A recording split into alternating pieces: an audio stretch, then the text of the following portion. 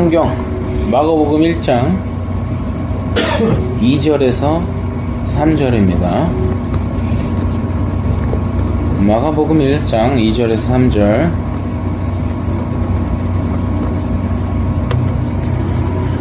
예, 다 찾으셨나요? 예. 한번 다 같이 읽겠습니다. 선지자 이사야의 글을 보라. 내가 내 사자를 내 앞에 보내오니 저가 내 길을 예비하리라. 광야에 외치는 자의 소리가 있어 가로되 너희는 주의 길을 예비하라. 그의 첩경을 평탄케 하라. 기록된 것과 같이. 네. 오늘은 이제 침례 요한에 대해서 얘기할 겁니다. 침례 요한은 이 자신이 이제 곧 오실 예수님, 곧 오실 메시아의 앞길을 준비하는 자임을 알고 준비했습니다. 자신이 감당해야 할 그 사명에 걸맞는 자로서 자격을 갖추었습니다. 이제 그는 자신이 그저 메시아의 길을 준비하는 도구인 것을 확실히 인지했습니다. 이 침례요한은 사가랴의 아들입니다. 이제 그는 제사장의 아들이고, 이제 그 직분을 이어받아서 그 화려한 제사장 의복을 입고 성전에서 이 유대계 안에서 이제 최고로 이제 권력을 받아 누리면서 살 수 있었습니다. 근데 이제 그는 자신이 어떤 사명을 감당해야 될지 알기 때문에 이 화려한 제사장 의복보다는 낙타 가죽으로 성전보다는 황량한 광야로 나가서 회개하라 울부짖었습니다. 좀 재밌는 이야기가 있는데, 요한이 먹었던 메뚜기와 석청, 이것에 대해서 이제 신학자들과 이제 성서학자들하고 역사학자들이 그거에 대해서 이제 얘기를 하는데, 그때 당시에 이제 메뚜기와 석청을 이제 그리스어로 번역하는 과정에서 이게 잘못됐다고 하더라고요. 원래는 쥐엄나무와 대추야자로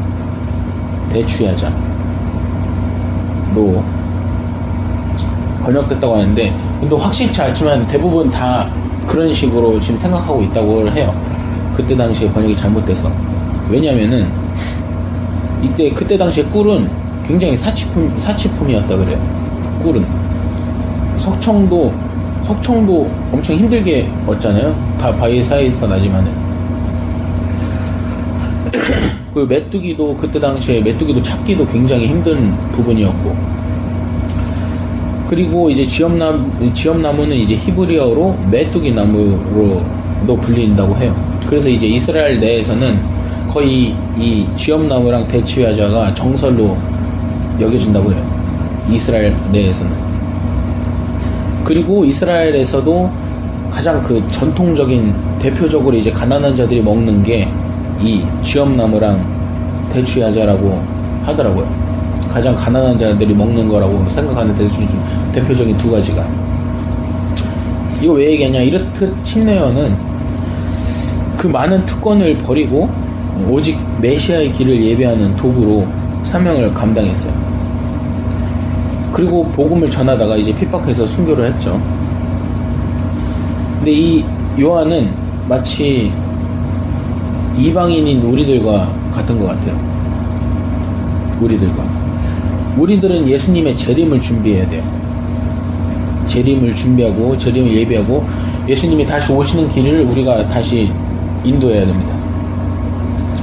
예수님이 오시기 전에 이제 세상의 정욕과 멀어져야 되고, 더욱더 영적으로 무장해야 돼요. 성령의 감동과 성령의 능력으로 무장하고 우리의 모습을 간절히 회개해야 합니다.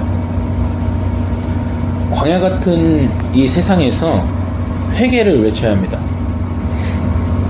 저 불신자들은 예수님께 이끌고, 그리고 믿는 자들, 믿지만은 그냥 교회만 다니는 자들, 심지어 교회도 안 다니고 나는 예수님을 하나님 믿어 하는 말만 하는 신자들, 그 사람들에게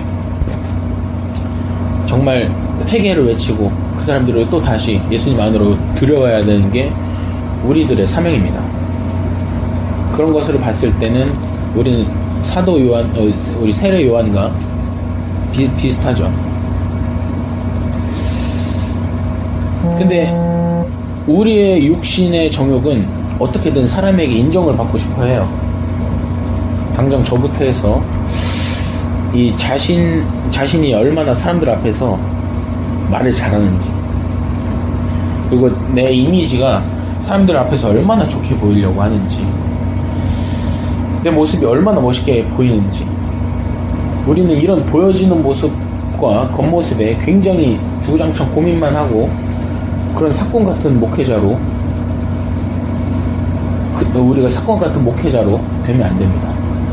우리의 정욕은 항상 그런 것을 따르기 때문에 계속 우리 자신을 점검을 하고 계속 회개를 해야 됩니다.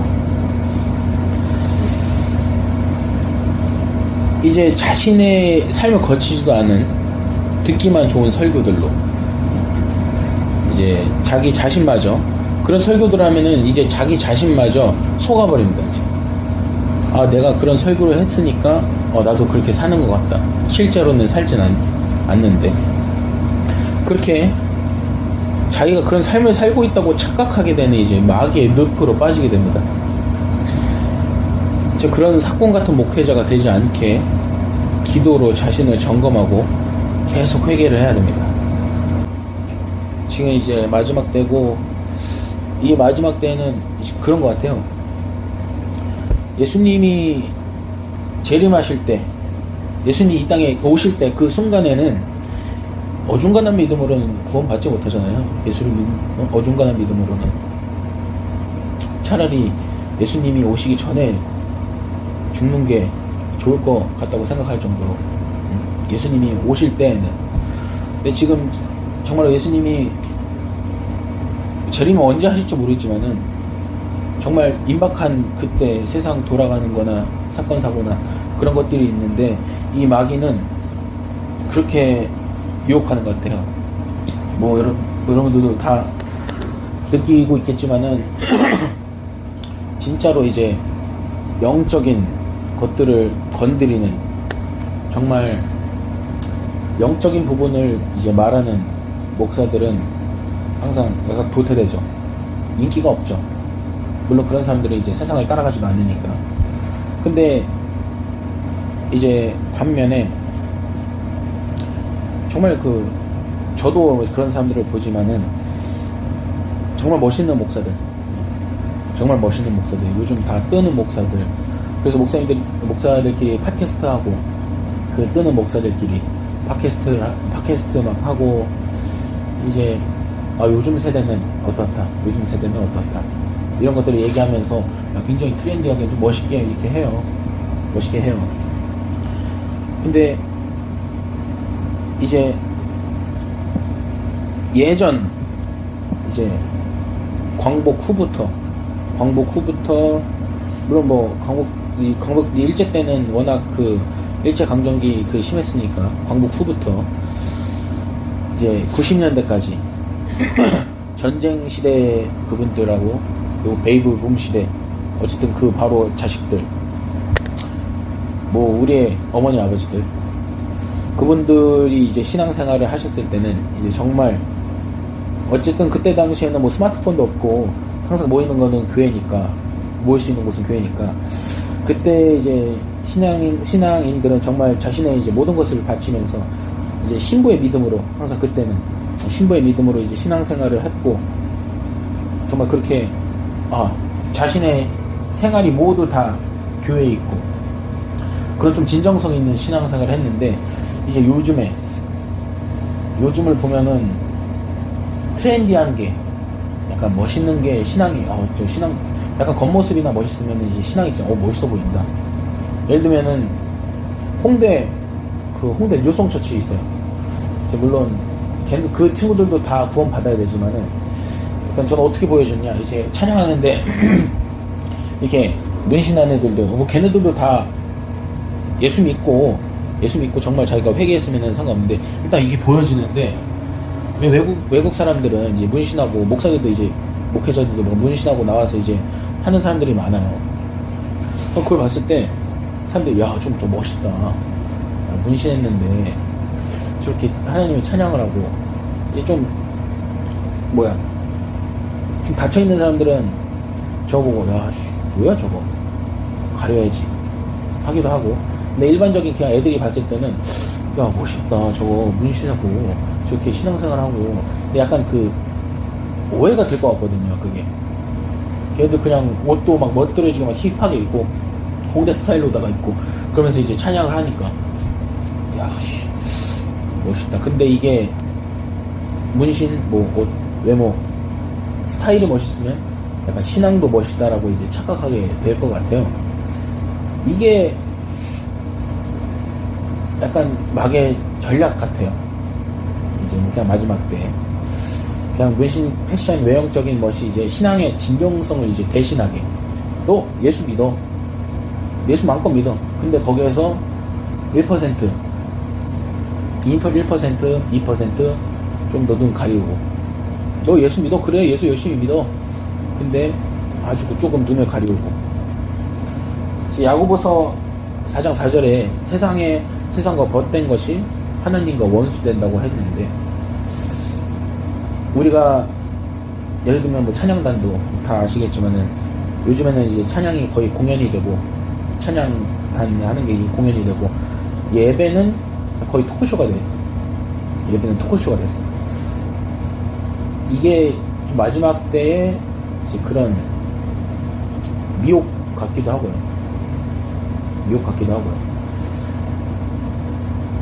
이제 이제 찬양이 하나님께 드려질 때는 고백이 돼야 되는데, 이제 박수와 환호를 받는 그냥 공연만 돼버리니까. 그리고 트렌디한 목사라는 이 타이틀이 이제 말씀을 제 힘있게 영적으로 하는 목사보다 더 주목을 받으니까, 목사는 이제 목사의 권위가 이제 외모가 다가 아니니까요. 옷 잘 입는 게 다가 아니니까요. 그리고 이제 요한일서 2장 15절에도 이제 이 세상이나 세상에 있는 것들을 사랑하지 말라 했는데, 어쨌든 저도 옷을 좋아하고 여러 가지를 좋아하는데, 딱 저를 봤을 때 옷은 그냥 내 마음이 중요하지, 옷은 내가 멋있게 입는데. 근데 이거 보니까 확실히 이 세상에 있는 것들을 사랑하니까 이게 좀 덜해져요. 신앙이 덜해지는 것 같아요. 그게 확실히 있긴 하더라고요. 없는 게 아니더라고요. 그래서 이 좀 세상의 멋과 유행을 따르는 순간 이제 하나님에 대한 이 신앙이 좀 순전함을 좀 잃어버리더라고요. 그래서 영적인 분들은 촌스럽잖아요. 촌스러워요.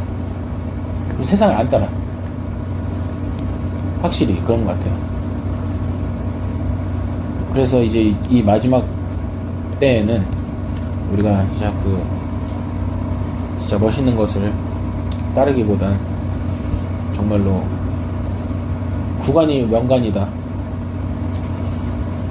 요즘의 것을 물론 받아들여야 되긴 하지만은, 요즘의 것을 물론 받아들이긴 해야 되지만은 잘 봐야 될 것 같습니다. 잘 봐야 될 것 같습니다. 문화와 기독교, 문화를 받아들이는 순간 저는 이제 기독교는 변질된다고 생각을 해요. 그래서 이거를 잘 어떻게 기도를 하면서 조절을 좀 해야 될 것 같아요. 어쨌든 문화를 받아들이는 순간 변질되는 건 확실한데, 이걸 어떻게 조절할 것이냐. 문화든 예를 들면은 운동이든 축구든 접목하는 건 좋은데, 이걸 어떻게 조절할 것이냐. 무조건 어쨌든 이게 섞이게 되면은 신앙은 무조건 변질되기 때문에 이거를 우리가 좀 이렇게 생각을 해야 될 것 같습니다. 이 마지막 때 우리는 세상에서 그냥 그저 유명한 목회자, 멋진 목회자, 간지나는 목회자, 좀 말 잘하는 목회자, 아이돌화 되고 싶어하는 목회자, 연예인이 되고 싶어하는 목회자, 이 그런 대중의 관심으로 이제 공허함을 채우는 목회자가 아닌 이제 회개를 외치는 목회자, 성령이 충만한 목회자, 예수의 사랑으로 공허함을 채울 수 있는 목회자, 예수의 사랑을 나타내는 목회자, 예수의 능력을 나타내는 목회자, 예수의 생애를 보여주는 목회자, 신부의 믿음을 심어줄 수 있는 목회자가 되어야 합니다. 우리는 무명이어도 유명하지 않아도 남들이 알아주지 않아도 남들이 오해해도 야, 쟤 너무 극단주의야. 야, 요즘 세상에 무슨 저렇게까지 해. 목사들도 같은 이런 얘기를 하죠. 예수를 위해서 이제 몸 바쳐 사는 것을 보고 야, 저것이 심각한 예수쟁이다. 예수도 저렇게 믿으면 안 돼. 목회도 저렇게 하면 안 돼. 이런 소리를 들어도 그 예수쟁이인 것을 진짜 자랑스럽게 여기며 그 혼자 하나님의 뜻을 듣고 방주를 만들던 노아처럼 야, 저 병신 아니야? 그렇게 욕을 먹었던 노아처럼 우리도 이 마지막 때 야, 어떻게 저렇게까지 목회를 하냐 하는 것을 들으면서 그것을 자랑스럽게 여기면서 항상 성령 충만함으로 영의 생애식으로 살아가는 예수 생애 재현을 하는 부흥사로 이제 침례 요한과 같은 다시 오실 주님의 길을 예비하는 도구로 쓰임받는 부흥사들이 되기를 간절히 소망합니다.